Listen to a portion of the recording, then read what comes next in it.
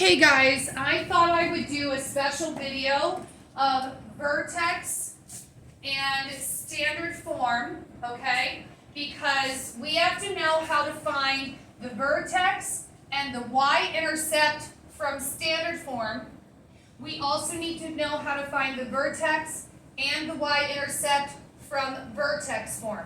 So let's remember what standard form is. F of x equals ax squared plus bx plus c, and our vertex form is h of x equals a times x minus h squared plus k.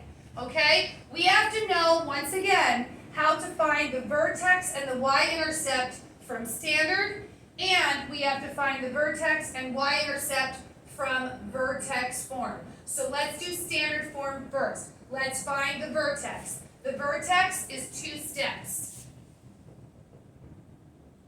Okay, step 1, solve for x.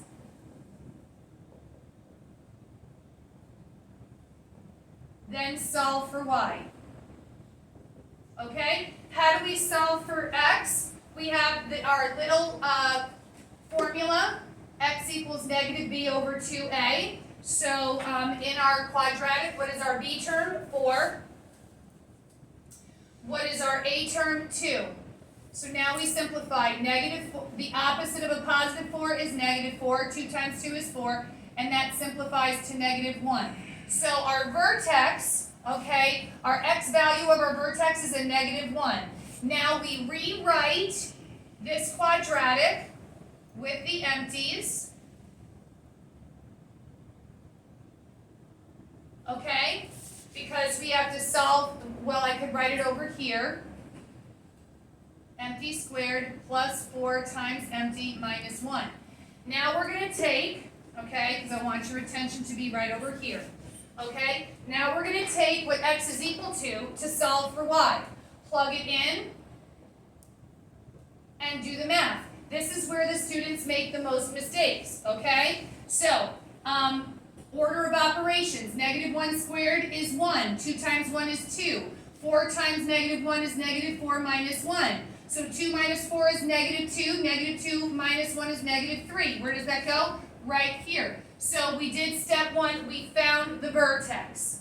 Okay? Now we have to find the y-intercept. Where does this parabola cross over the y-axis? Okay? So for the y-intercept, everybody write y-intercept. Okay, you have to make the x value equal to 0. That's all you have to do. Because y is equal, now remember, f of x means the same thing as y. So you can just write y here. Okay? Y is equal to whatever the result of this is. So if we give it the x value of 0, let me write for the y-intercept, y-intercept, okay, you have to make the x equal to 0, okay? So we know that our y-intercept, our x value is equal to 0. Now we just have to find out what the y is equal to, okay?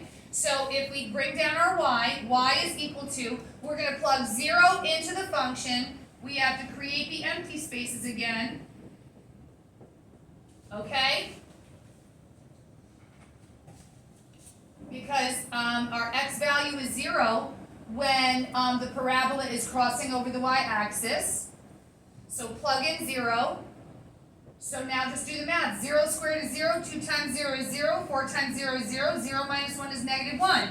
So our y-intercept is 0, negative 1. The key here is to make the x value equal to 0 in the standard form. To find the y-intercept in vertex form, you do the same thing. You make the x equal to 0 as well. Okay? So that's standard form. To find the vertex, okay, in vertex form, it's much easier. Okay?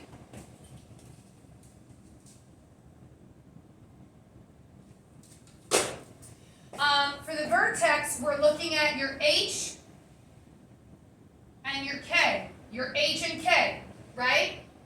So in the vertex form, you know that that subtraction symbol is a permanent subtraction symbol. And we discussed that this is one opposite you need to remember. So if it says positive 4 here, you know you have to move a horizontal shift to the left 4 times.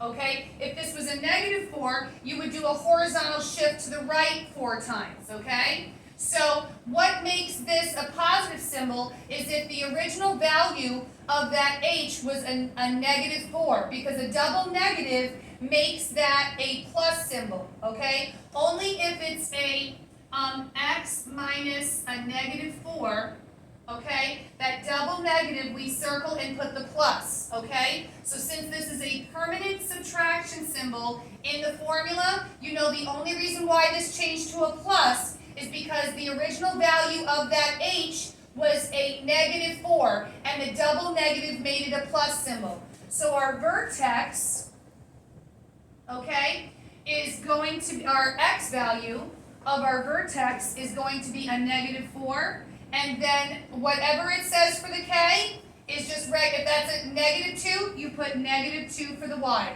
If it said positive 2, you put positive 2 for the y. Okay, so that's our vertex. Now, to solve for the y-intercept, okay, we have to do both. To solve step 2, for the y-intercept, you make the x equal to 0, just like we did here. Same thing, you make the x equal to 0. So if we want to know what the y-intercept is, okay, we make the x equal to 0 and plug it into the function. So here we go. I'm going to get a darker, this is running out of ink. Okay, so we're going to make the x equal to 0 in our function. All right, so we have 1/2 0 plus 4 squared minus 2. Okay, so now we just do order of operations, guys. What's 0 plus 4? 4.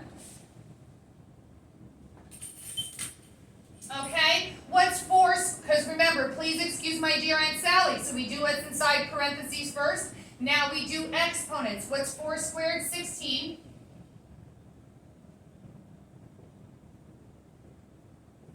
Okay, what's half of 16? 8. What's 8 minus 2? 6. And where does that go? Here.